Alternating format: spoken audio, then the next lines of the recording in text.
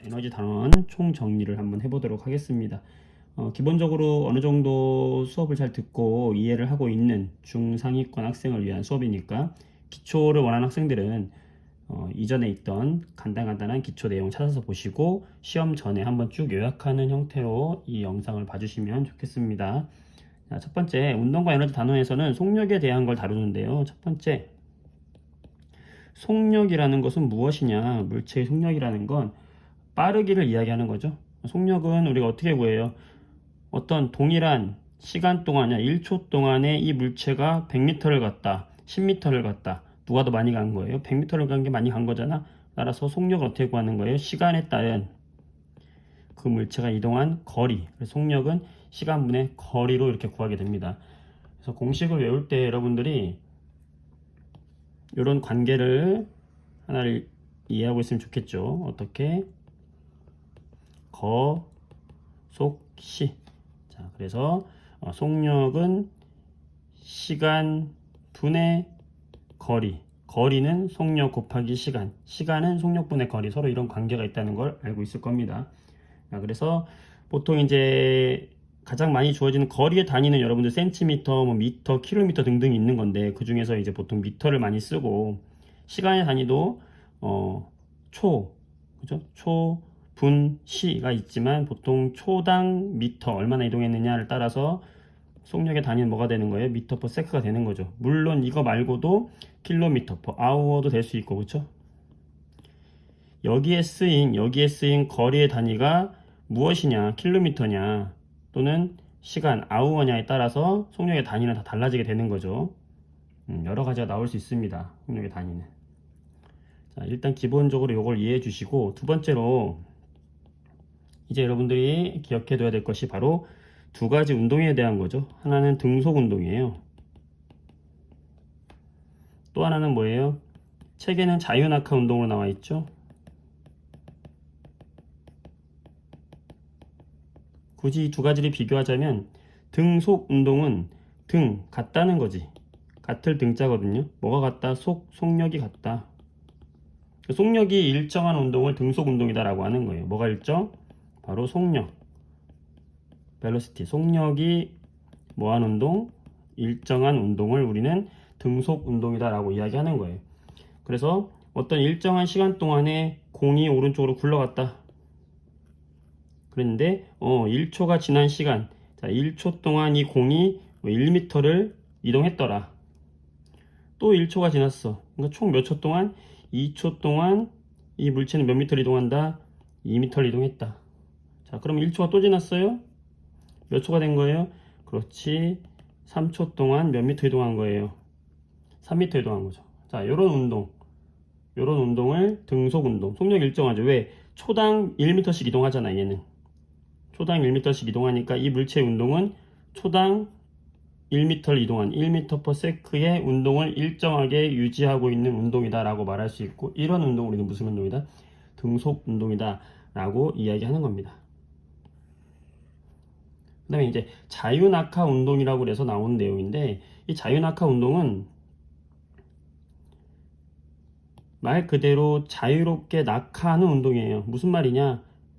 지구에서 저 위에서 10m 높이에서 이 공을 떨어뜨렸다. 자, 이 공이 0초일 때는 여기 멈춰 있었어요. 속력은 얼마냐면 속력은 0m per sec야. 근데 공을 떨어뜨렸어. 자연스럽게. 그럼 어떻게 돼? 공이 떨어지겠지? 자, 1초 후에 이 공의 위치를 쟀어. 이 공의 속력을 쟀더니 속력이 얼마냐면 9.8m per sec가 되는 거예요. 그 다음에 또 1초가 지난 후에 공의 속력을 쟀더니 2초 후죠. 떨어진 지 2초 후에 공의 속력을 쟀더니 얼마가 됐냐면 19.6m per sec의 속력으로 떨어지고 있는 거야. 즉 뭐예요? 속력이 점점 어떻게 되고 있어? 증가하고 있는 거죠. 한 번 더 해볼까? 3초까지 해볼까요? 그럼 더 빨리 떨어져요. 왜? 지구가 잡아당기는 중력에 의해서 낙하하고 있기 때문이에요. 자, 몇 초 후에? 3초 후에는 얼마? 또 여기서 얼마 증가하냐면, 자, 정확하게 얼마 증가하냐면 9.8m per sec가 증가하는 거야. 1초 지날 때마다. 자, 여기도 1초 지날 때마다 얼마 증가했어? 9.8m/s 속력이 증가했어요. 여기도 1초 지날 때마다 속력이 얼마 증가했어? 9.8m/s가 증가. 자, 여기는 속력이 얼마가 됐냐면 29.4m/s. 또 9.8m/s 증가한 거예요, 속력이. 그러니까 이런 식으로 속력이 꾸준히 계속 증가하더라. 언제? 자유롭게 낙하할 때. 그래서 이 운동을 자유낙하 운동이라고 이야기하는데, 요거는 뭐가 일정한 운동이냐면, 자, 속력은 꾸준히 증가했죠. 꾸준히 증가했는데 희한하게도 이 속력의 증가량을 보면 초당 증가하는 양이 동일했죠. 이 증가하는 증가량, 속력의 증가량을 우리 뭐라고 하냐면 가속도다라고 이야기하는 거예요. 속력이 속도가 가속된 양, 가속도다 이렇게 이야기하거든. 그래서 가속도는 일정하잖아. 가속도는 얼마로 일정한 거예요? 가속도는 9.8m/s 제곱 1초당 9.8m/s씩 증가했기 때문에 요 가속도 값은 일정하다. 그래서 자유낙하 운동은 가속도가 일정한 등 가속도 운동 중에서 하나예요. 얘는 물론 여러 가지 등가속도 운동이 있을 수 있지만 그 중에서 대표적으로 자유롭게 떨어지는 낙하하고 있는 이 운동은 대표적인 등가속도 운동이다 라고 해서 이 두 가지를 중학교 3학년 단원에서는 다루고 있죠. 그럼 각각의 특징을 한번 비교를 한번 해봐야 되겠지.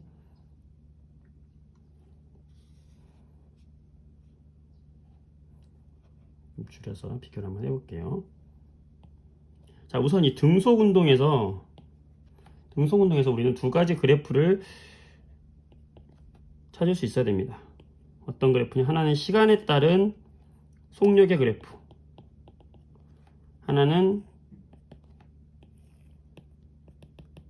시간에 따른 뭘까요? 거리관계 그래프입니다. 자, 시간에 따라서 속력이, 등속 운동은 속력이 계속 일정한 거잖아. 일정 1m/s로 계속 일정했죠. 그럼 여기다가 그림을 그리면 어떻게 되겠어요? 속력은 계속해서 일정했다 이렇게 되겠지. 이 그림을 예를 들면은 속력 여기는 얼마가 되겠어? 1m/s가 되겠죠. 얘는 1초, 2초, 3초에 해당하는 시간이 되는 거죠. 그러니까 시간에 따라서 속력이 일정한 운동, 그래서 등속 운동은 시간과 속력 그래프에서 속력이 일정하다, 이렇게 그래프를 표현할 수 있어야 되고, 거리 그래프, 시간에 따른 이 거리 그래프는 뭐냐면 이 공이 0초, 1초, 2초, 3초 될 때마다 거리가 어떻게 됐어? 1m, 2m, 3m 꾸준히 늘어났죠. 자, 이걸 표현하는 거죠. 어떻게 될까요? 시간에 따라서 거리가 꾸준히 늘어났다 이렇게 되겠지. 이해되죠? 여기서 따지면 1초일 때는 몇 미터? 1m. 2초 후에는 몇 미터? 2m. 3초 후에는 몇 미터? 3m. 이게 시간과 거리에 관계된 그래프니까 쭉 증가하겠죠. 자, 근데 여기서 희한한 것은 이 시간과 거리 관계에서 이 그래프의 기울기 있잖아. 자, 기울기 값은 어떻게 나오겠어요? 시간의 증가량 분의 거리의 증가량. 뭐가 나오겠어? 시간 분의 거리가 되겠지. 이게 뭐예요? 바로 뭐야? 속력이잖아. 따라서 이 시간과 거리 그래프에서 기울기는 바로 뭐다? 속력이다. 이게 핵심 포인트죠. 자, 기울기 구해보세요. 1분의 1, 2분의 2. 뭡니까? 1m/s. 아까 1m/s가 뭐였어? 속력이었잖아. 뭐다? 기울기가 바로 속력을 나타내는 것이다. 자, 그 다음에 시간과 속력 관계 그래프에서, 자, 여러분 5초 후에 이 공이 몇 미터 가겠어요? 당연히 1초에 1m씩 가니까 5초에는 5m를 가겠지. 그런데 좀 복잡하게 나오는 식이라고 한다 하더라도 시간과 속력 그래프에서 이 넓이를 보세요. 자, 시간과 속력 그래프만 주어지고 5초 동안 이동한 거리를 구해라 그랬을 때에는 우리가 이렇게 일일이 생각을 해서 구할 필요가 없이 이 넓이를 생각해 주면 되는 거죠. 이 넓이가 뭐예요? 가로 곱하기 세로잖아. 시간 곱하기 속력이잖아. 결국에 뭐예요? 넓이가 그 녀석이 이동한 거리가 되는 거지. 1 곱하기 5 몇 미터? 5m. 5초 동안 5m 이동한다.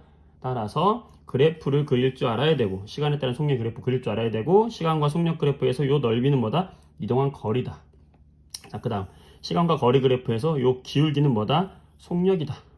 시간과 거리만 알려준 그래프에서 속력을 구할 수 있다? 어떻게? 기울기만으로. 자, 이렇게 찾을 수 있게 되는 거죠.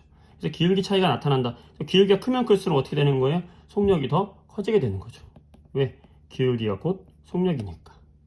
등속 운동에서 나올 수 있는 건 이 정도입니다. 이해했죠? 그 다음. 자, 이 자유낙하 운동은 대표적인 가속도 운동. 중학교 3학년 지금 교육과정에서는 등가속도 운동이라는 말을 안 할 수도 있어, 선생님이. 하지만 여러분들은 가속도가 일정한 운동이구나 라는 거를 이해해 주시면 되겠고, 이건 뭐냐, 다시 한번 그려볼게요. 자, 공을 자유롭게 멈춰있는, 자, 이제 속력이 0이에요. 처음에 멈춰있는 0초에서는 속력이 멈춰있는데 얘를 떨어뜨린 거야. 떨어뜨리니까 1초 후에 공이 떨어지면서 속력이 어떻게 돼서 빨라지겠죠? 그리고 속력은 점점 빨라지는 거예요.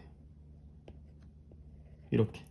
그래서 1초 후에 얘의 속력은 9.8m/s가 되어 있고, 2초 후에 얘의 속력은 19.6m/s가 되어 있고, 3초 후에 얘의 속력은 29.4m/s가 되어 있고, 계속 떨어지는 거예요. 바닥에 닿을 때까지. 자, 그때 속력의 증가한 양을 보면은 얼마가 증가했어? 9.8m/s. 얼마 증가했어? 9.8m/s. 얼마 증가했어? 9.8m/s가 증가했죠. 자, 이렇게 동일하게 증가한다. 1초당 이게 뭐예요? 초당 1초당 증가하는 양이잖아.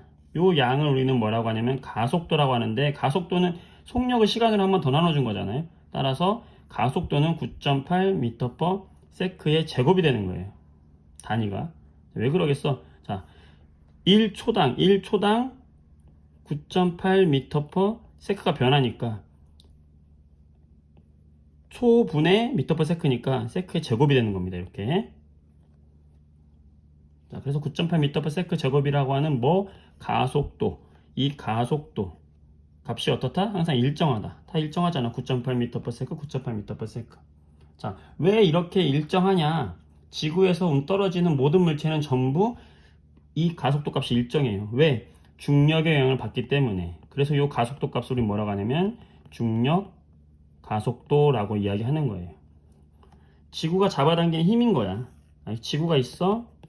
그럼 지구가 여기서 이 물체를 잡아당기는 힘이 뭐예요? 바로 중력이죠. 지구 중심을 잡아당기는 힘, 중력이죠. 자, 작은 물체가 있고 큰 물체가 있어. 1kg짜리가 있고 10kg짜리가 있어.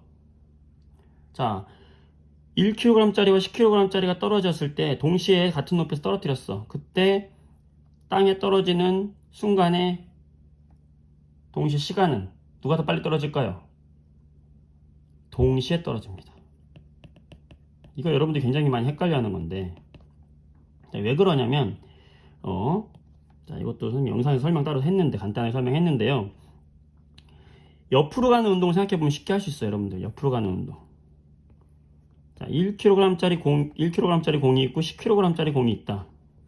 여러분이 1kg짜리 공을 F라는 힘으로 밀고 있어. 그러면 이 10kg짜리 공을 1kg짜리 공하고 같은 속도로 증가하게끔, 같은 속도로 가게끔 밀려면 얼마 힘이 더 필요하겠어? 10배 힘이 더 필요한 거죠. 그러니까 얘는 10F라는 힘이 더 필요한 거죠. 중력은, 미는 힘은요. 그때 어떻게 되겠어? 속력이 어떻게 되겠어? 동일하게 증가하면서 가겠지. 같은 말이야. 뭐냐면 이거를 세로로 돌려버리게 되면 질량이 10배가 되면 미는 힘을 10배로 해줘야지만 동일하게 간다. 자, 이걸 뒤집어서 생각해주면 질량이 10배가 된 물질은 중력을 10배로 받아요. 중력을 얘는 F를 받는다면 얘는 10F라는 힘을 중력을 받아요. 중력은 원래 그런 거야. 질량이 더 많이 큰 물체에 더 크게 작용하는 겁니다. 자, 그러면 방금 오른쪽에서 얘기했던 것처럼 어떻게 떨어진다? 동일하게 떨어진다. 생각의 전환을 한번 해보세요. 여러분이 얼핏 생각하기에 질량이 크면 더 빨리 떨어질 것 같지? 그렇지 않다는 거야. 더 큰 중력을 받는 건 맞아요. 하지만 어떻게 떨어진다? 동시에 떨어진다. 자, 그럼 이 자유낙하 운동을 너무 길게 설명하면 시간이 없으니까 이 자유낙하 운동을 한번 설명을 해보면,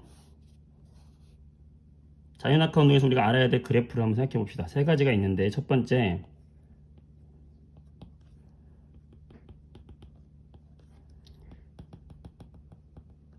시간에 따른 가속도 그래프를 한번 봅시다.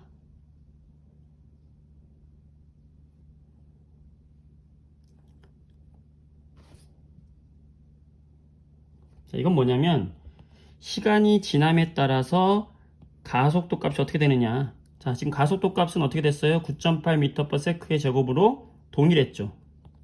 가속도 값은 일정하더라. 얼마로? 9.8m/s의 제곱이라는 중력 가속도 값은 계속해서 일정하다. 중학교 과정에서 이 그래프는 안 나오는 책이 더 많아요. 자, 그 다음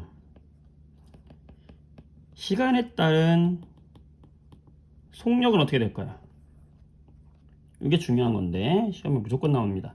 자유낙하 운동에서 시간에 따른 속력이 어떻게 되고 있어? 증가하고 있죠? 어떻게? 꾸준히 증가하고 있지. 9.8씩 꾸준히 증가하고 있죠. 따라서 이렇게 일정하게 증가하는, 이게 바로 자유낙하 운동에서의 시간과 속력의 관계죠. 그러다 보니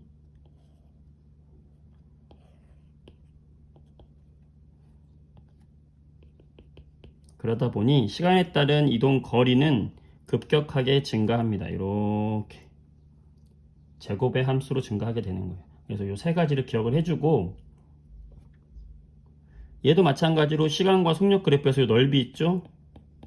이 넓이가 바로 이동 거리가 되는 건 똑같아요. 자, 그 다음 시간과 거리 그래프에서 우리가 기울기가 뭐라고 그래? 속력이라고 그랬죠? 그럼 얘는 기울기가 다 다르잖아.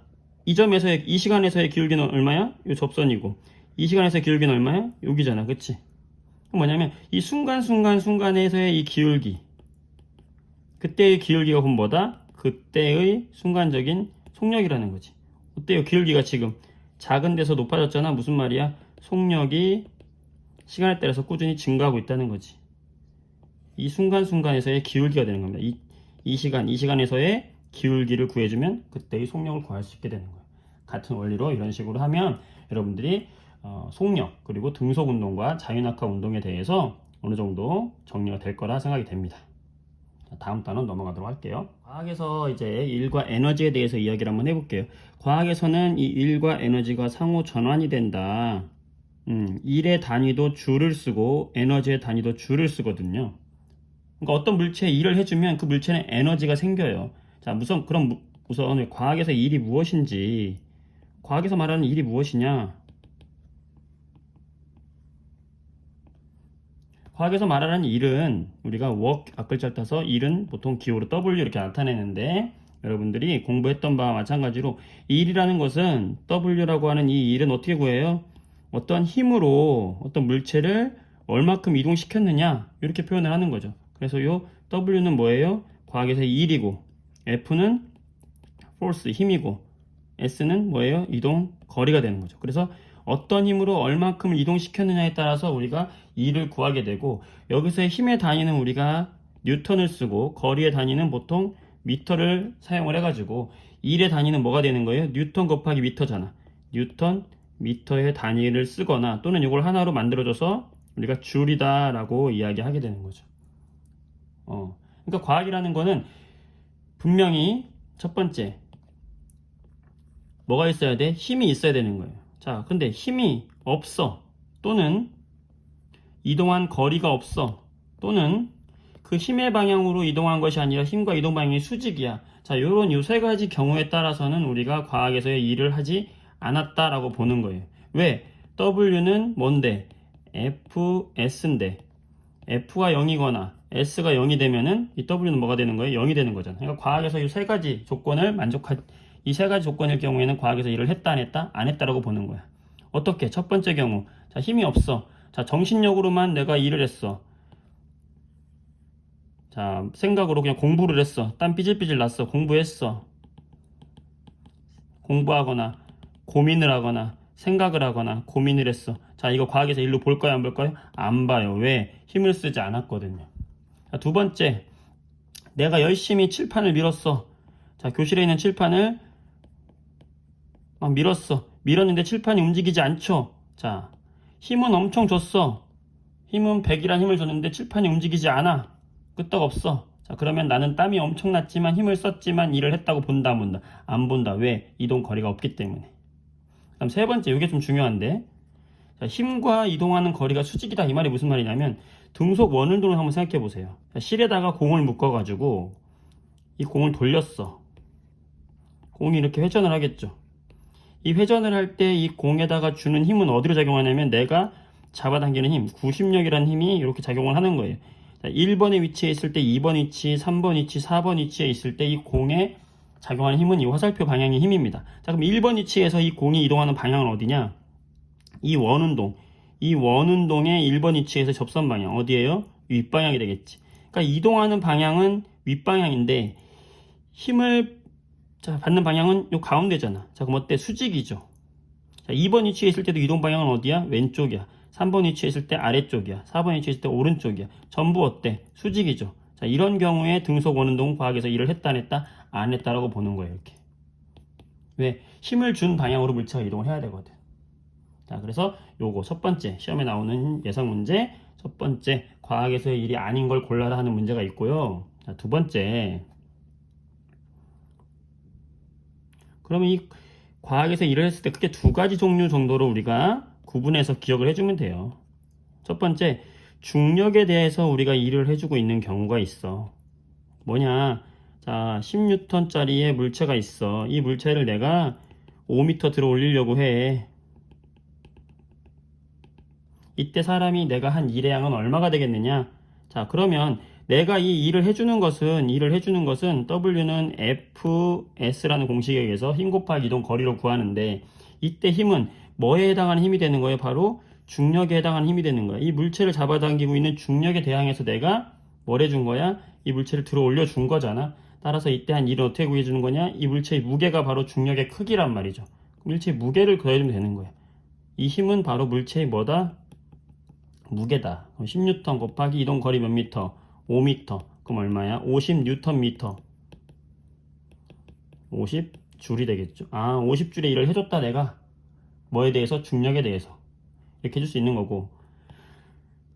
이거 난이도가 굉장히 쉬운 문제고. 이거보다 난이도를 좀 더 높여주면, 자, 10N이 아니라 10kg짜리 물체를 5m를 들어 올린다 했을 때 해준 일의 양을 구해라 이런다거든. 자, 이랬을 때 여러분이 하기 쉬운 실수가 뭐냐면, W는 FS잖아요. 자, 물체의 무게잖아요. 10 곱하기 5m 해서 50줄 구해놓고, 다 구했다 이래버린단 말이야. 보기에도 50줄이 있고요. 그러면 무조건 틀리는 거지. 자, 감 잡은 사람이 있겠죠. 왜 틀렸어요? 단위가 틀려. 10kg이잖아. kg은 질량의 단위예요. 자, 중력에 대한 일을 하려면 이 질량 단위를 뭐로 바꿔줘야 돼? 뉴턴 단위로 바꿔줘야 돼. 자, 질량을 뉴턴 단위로 바꿔주려면 지구의 중력 값인 9.8을 곱해줘야 돼. 따라서 10kg은 98N의 무게가 되는 거예요. 따라서 요게 아니라 어떻게 구하는 거다? W는 FS, 물체의 무게가 얼마가 된 거예요? 98N이 된 거고, 몇 미터? 5m. 이렇게 이동을 해가지고 얼마예요? 490줄인가요? 5, 9, 45, 490줄. 그렇지. 이 490줄에 일을 해준 거다. 그래서 이렇게 내면은 난이도가 좀 더 있는 문제가 되는 거지. 이렇게 주어질 수 있고 이렇게 주어질 수 있겠죠. 중력에 해당하는 일은. 자, 그 다음 똑같은 일인데 이번에는 평면에서 끄는 힘이야. 자, 끄는데 이 물체의 무게가 50N이에요. 근데 내가 이 물체를 끄는데 30N의 힘이 들었대. 무게하고 끄는 힘하고 다를 수 있어요. 마찰력에 해당하는 일을 해주는 거니까. 자, 그때 내가 5m를 이동시켰어. 자, 이때 해준 일의 양을 구해라 하면 여러분이 헷갈리는 게 첫 번째, 50N, 이 물체의 무게값에다가 5m를 곱해서 250줄의 일을 해준 건지, 아니면 30N 곱하기 5m를 해서 150줄의 일을 해준 건지, 이거 헷갈리거든요. 자, 옆으로 끌었을 때에는 뭐에 해당하는 거냐면 물체의 무게는 관계가 없어. 왜? 중력에 해당하는 일을 해준 게 아니잖아. 들어 올린 게 아니잖아요. 나는 지금 옆으로 당긴 거란 말이에요. 옆으로 당긴 일에 대해서는 이 힘이 뭐예요? 바로 마찰력에 대응해서 내가 해준 힘이거든요. 그러니까 내가 실제로 오른쪽으로 끌기 위해서 내가 준 힘은 얼마야? 30이야. 따라서 이렇게 구해줘야 되는 겁니다. 바로 W는 FS, 힘 곱하기 이동거리 할 때 이 힘에 해당하는 건 바로 어떤 힘? 옆으로 끌 때는 바로 마찰력에 해당하는 힘을 넣어줘야 되는 거다. 따라서 이렇게 구해줘야 되는 거죠.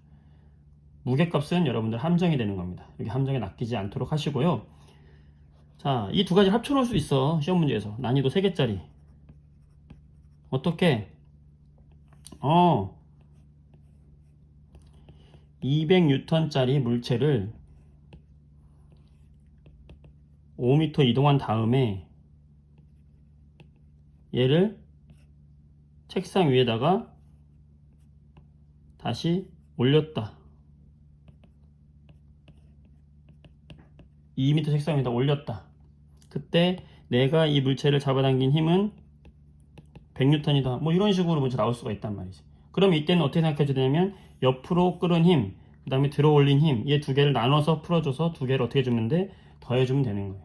주의할 것은 1번에서의 이 일은 마찰력에 대한 일이죠. 그러니까 200N은 함정이야. 생각해 주지 말아야 되는 거지. 따라서 100N의 힘으로 몇 미터를 5m를 이동시켰다. 그럼 얼마야? 500줄이 되는 거고, 그 다음 여기 2번에 해당하는 일은 중력에 대해서 일을 해준 거니까 200N짜리를 몇 미터? 2m 들어 올렸다. 얼마예요? 400줄이 되는 거죠. 두 개 더하면 얼마야? 900줄. 총 900줄의 일을 했구나 라고 우리가 구할 수 있게 되는 거죠. 자, 이런 식으로 해서 과학에서의 일, 그리고 중력에 해당하는 일, 마찰력에 해당하는 일, 이거를 어떻게 구하느냐까지 해봤습니다. 다음 에너지 넘어가도록 하죠. 자, 이제 에너지에 대해서 이야기를 할 건데, 에너지 하면 두 가지 에너지가 있죠. 첫 번째 위치 에너지가 있고, 두 번째 뭐가 있어? 운동 에너지가 있어요. 위치 에너지는 어떤 위치에서 갖는 에너지야. 이건 사실은 높이를 이야기하는 거야. 높이를 가지고 있는 물체가 갖는 에너지를 이야기하는 거예요. 자, 어떤 높이, 바닥에서부터, 기준면에서부터 10m 높이의 어떤 공이 있었다. 그럼 이 10m 높이의 이 공, 1kg짜리의 공이 갖는 에너지를 얘기하는 거예요. 여기서 말하는 에너지라는 것은 이 일을 할 수 있는 뭐냐면 능력이야. 능력. 잠재적으로 되어 있는 능력이라는 거지. 자, 이 1kg이라는 공이 지금 현재는 일을 하고 있진 않지만 이 공을 떨어뜨린다고 생각을 해봐요. 자, 여기에 말뚝이 박혀 있다. 그럼 이 공이 떨어지면서 이 말뚝을 쑥 아래로 박을 수 있겠지? 그건 일을 한 거잖아. 그러니까 일을 할 수 있는 능력, 얘가 뭘 갖고 있다? 에너지를 가지고 있다. 그래서 그걸 우리가 그 위치에서 갖는 에너지, 위치 에너지다라고 이야기하고, 기호로는 에너지, 그 다음에 포텐셜 에너지. 자, 이 포텐셜이라는 거는 잠재되어 있는 이런 뜻이죠. 아마 이걸 만들었을 때는 잠재된 에너지를 얘기했을 거예요. 일을 할 수 있는 능력을 가진 공이 있어. 잠재적인 능력이 있는 에너지야. 그래서 위치 에너지 했을 겁니다. 이 위치 에너지를 구하는 공식은 뭐냐면 바로 이 위치 에너지는, 자, 질량이 크면 클수록 더 큰 잠재력을 갖고 있겠고, 높이가 높으면 높을수록 더 큰 잠재력을 갖고 있을 테니까 이 위치 에너지는 뭐와 관계가 있냐면 질량과 그 다음 높이와 관계가 있는 거죠. 그러니까 질량과 높이의 곱에 비례하는 값인데, 이 질량은 중력의 영향을 받기 때문에 중력 가속도 값을 앞에 곱해줍니다. 그래서 9.8 mH, 우리 좀 아까 했던 거잖아. 중력 가속도 값을 그래서 곱해준 거야. 9.8 mH. 그럼 결국에 이 단위가 뭐가 나오겠어요? 이 질량의 단위는 우리가 뭘 써? 킬로그램 단위를 쓰고, 이 높이의 단위는 미터 단위를 쓰거든요. 그럼 결국에 이 질량에다가 중력 가속도 값을 곱해주면 우리가 뭐가 된다고 그랬어? 단위가 무게 단위인 뉴턴으로 바뀐다 그랬잖아. 그럼 뉴턴이고 여기가 미터잖아. 그럼 뉴턴 미터가 결국에 뭐예요? 줄의 단위 된다 그랬잖아요. 그래서 일과 에너지는 단위가 똑같다는 얘기야. 그래서 자, 예를 들어서 여기서 자, 운동의 줄 구해라. 자, 9.8 mH, 이걸 이해를 하고 외우시고요. 외우는 건 어쩔 수 없어요. 자, 킬로그램 질량을 넣어주세요. 9.8 몇 킬로짜리? 1kg짜리가 몇 미터 높이? 10m 높이에 있었다. 센티미터로 되어 있으면 미터를 바꿔줘야 되는 거고, 그램으로 되어 있으면 킬로그램을 바꿔줘야 되는 거죠. 자, 그럼 얼마예요? 98. 단위는 뭐가 되는 거야? 줄. 이 공은 98줄이라고 하는 잠재적인 에너지가 갖고 있구나. 이 에너지는 중력의 영향을 받은 위치 에너지 값이다. 이 위치에서 갖는 위치 에너지 값이다. 이게 위치 에너지가 되는 거고, 위치 에너지 중요한 거는 기준면이죠. 기준면. 기준면이 어디냐가 중요한 거예요. 이 면에 해당하는 높이. 바로 질량과 높이에 비례한다 이거죠. 그래서 뭐 그래프도 한번 생각을 해볼 수 있겠는데, 이 위치 에너지를 세 가지 그래프를 한번 다 설명해 볼까요? 뭐에 따라서, 높이에 따라서, 질량에 따라서, 또는 높이 곱하기 질량, 질량 곱하기 높이에 따른 어떤 물체에 따라서 어떤 값이냐, 바로 위치 에너지 값. 이 위치 에너지 값, 위치 에너지 값, 위치 에너지 값을 한번 본다면, 자, 높이가 증가할수록, 이 높이 h죠. 높이가 증가할수록 위치 에너지 어떻게 돼? 같이 증가하겠죠. 비례 관계가 있다. 자, 질량 m, 질량 값이 증가할수록 위치 에너지도 어떻게 돼? 커지겠죠.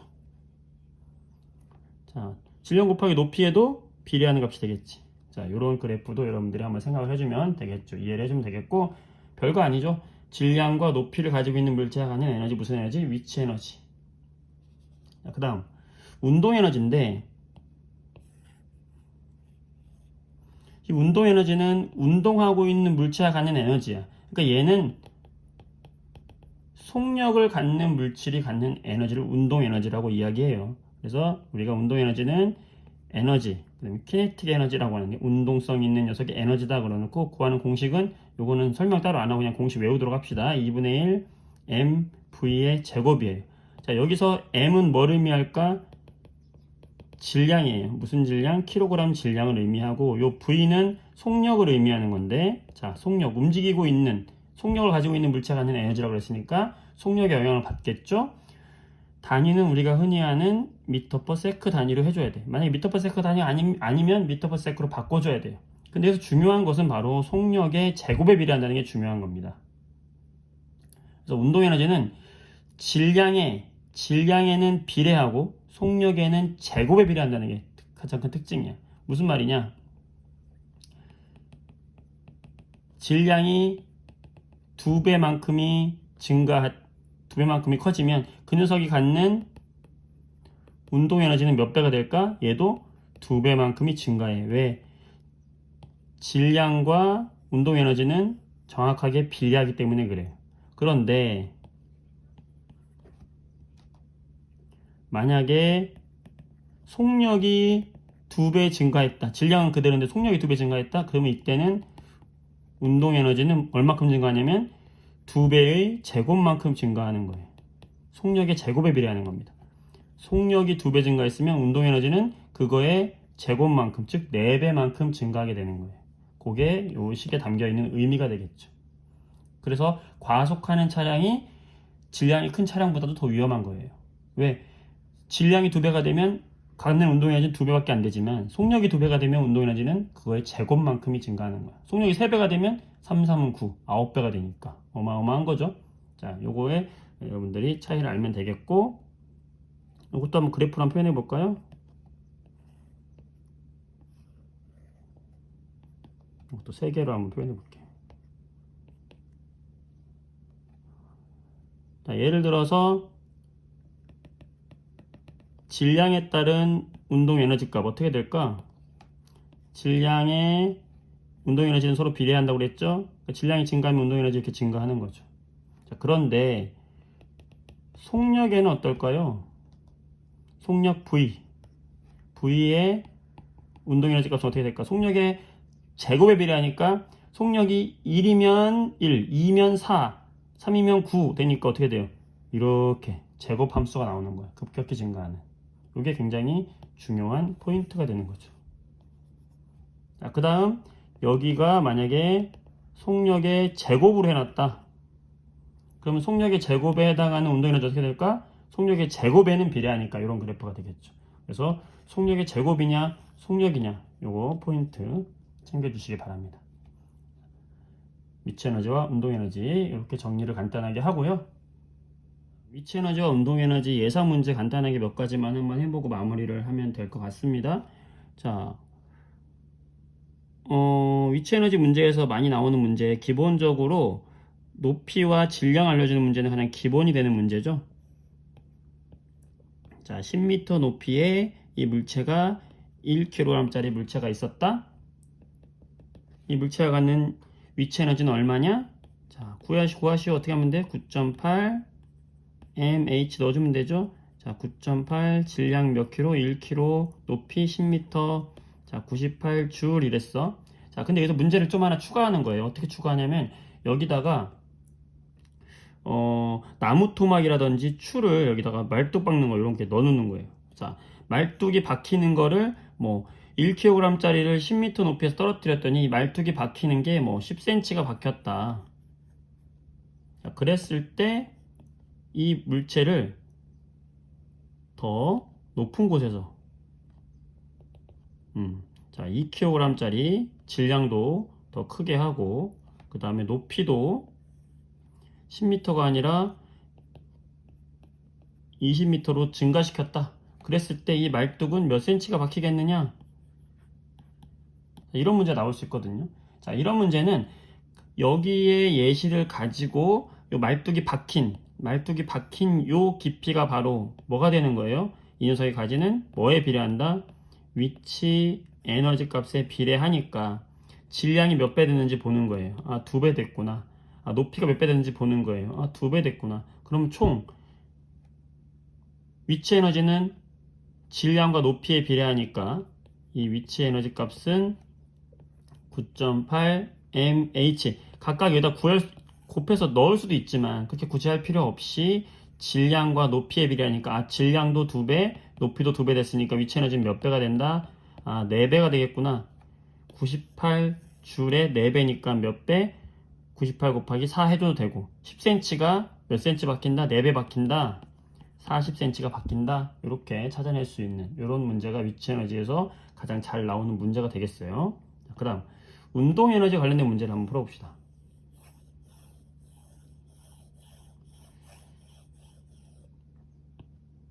운동 에너지는 자동차가 달릴 때 브레이크 문제가 가장 많이 나오는 것 같아요.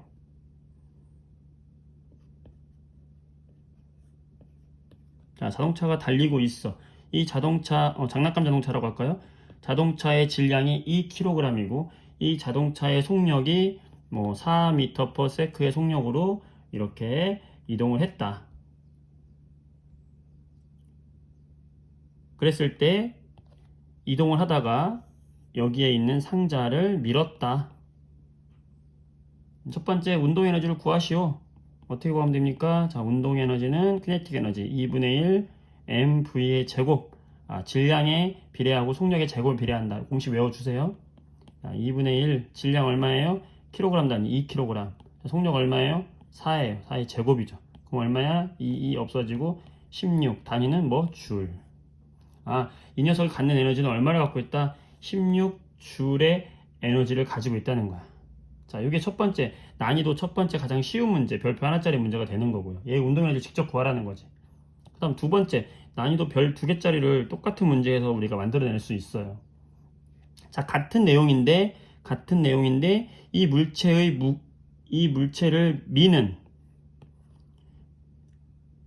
이때 자동차가 이 물체를 미는 힘을 알려주는 거야. 예를 들어서 8N의 힘으로 얘를 밀고 있다. 그러면 이 상자가 이동하는 이동 거리는 얼마가 되겠느냐? 뭐 이런 문제 나올 수 있는 거예요. 이거 도대체 뭔 소리일까? 자, 이 녀석이 가지고 있는 처음에 뭐가 있겠어? 운동 에너지가 있죠. 이 운동 에너지가 결국에 뭘 해준 거냐면 이 상자를 미는 일을 해준 거예요. 자, 운동 에너지도 단위가 줄이었고 일도 단위가 줄이었어. 이 운동 에너지를 통해서 얘가 일을 한 거니까 자, 우리가 해준 이 운동 에너지 값이 자, EK라고 하면 여러분들이 좀 헷갈릴 수 있겠네. 자, 그냥 운동 에너지로 써줄게요. 낯설 테니까. 자, 운동 에너지 값이 결국에 뭐로 전환이 된 거예요? 1로 전환이 된 거죠. 자, 운동 에너지 어떻게 구했어? 2분의 1의 mv의 제곱으로 구했고, 자, 1은 아까 w는 힘 곱하기 이동 거리로 구했죠. 자, 이 공식을 이용하는 거예요. 결국에 운동 에너지가 뭘로 바뀌었다? 1로 바뀌었다. 2분의 mv 제곱에 넣은 운동에너지 값이 얼마였어? 16줄이었죠? 자, 힘 나왔죠? 얼마? 8뉴턴. 8뉴턴의 힘으로 자, 얼마만큼을 이동하느냐? 요거잖아. 따라서 이동 거리 요거는 얼마가 되겠어? 요거는 2m가 되겠죠. 이 힘으로 밀면은 이 상자는 몇 미터 이동한다? 2m 이동한다. 자, 이러면 난이도가 조금 있는 문제가 되겠죠. 이해됐어요? 자, 그 다음에 난이도 3개짜리 한번 해볼까요? 자, 똑같은 문제인데 계속해서 난이도를 늘려갈 수 있는 거죠. 만약에 똑같은 자동차인데 이번에는 질량이 4kg짜리 자동차고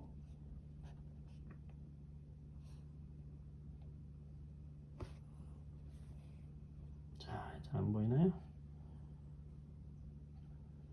질량이 4kg짜리 자동차고 이번에는 속력이 8m/s가 되는 그 자동차. 지금 무슨 말이냐? 질량이 몇 배가 됐어요? 2배가 됐고 속력이 몇 배가 됐어? 2배가 됐어. 자, 그랬을 때 뭘 구해라? 이 상자가 이동한 거리를 구해라. 이런 문제 나올 수 있거든요. 할 수 있겠어요? 이거 막 공식에다 다시 넣어가지고 2분의 mv 제곱에 넣어도 돼. 넣어도 돼요. 하지만 그것보다 쉽게 할 수 있는 방법은 이건 뭘 물어보는 거냐면 우리가 이야기했던 이 운동 에너지 값은 뭐 질량에는 비례했고 그 다음 뭐 속력에는 뭐에 비례했어? 속력의 제곱에 비례했잖아. 근데 질량이 2배가 됐어? 그러면 운동에너지 몇 배 증가할까? 2배 증가하겠죠. 자, 속력이 2배 증가했어? 그러면 2의 제곱 운동에너지 몇 배 증가할까? 2의 제곱 4배 증가하지. 그럼 총 운동에너지는 얼마 증가할까요? 2배 증가한 거에다가 4배 증가했으니까 운동에너지는 8배 증가했지. 결국에 이 운동에너지는 상자의 뭐와 같아요? 이동 거리와 같지. 그럼 아까 2m 이동했으니까 이동 거리는 2m의 몇 배? 8배. 몇 미터 이동한다? 16m 이동한다. 이런 식으로 접근하는 문제 할 수 있겠죠. 자, 이렇게 하면 운동에너지 예상 문제까지 정리가 되겠네요. 3단원 마무리 됐습니다. 여러분들 시험 잘 보세요. 응원합니다. 화이팅!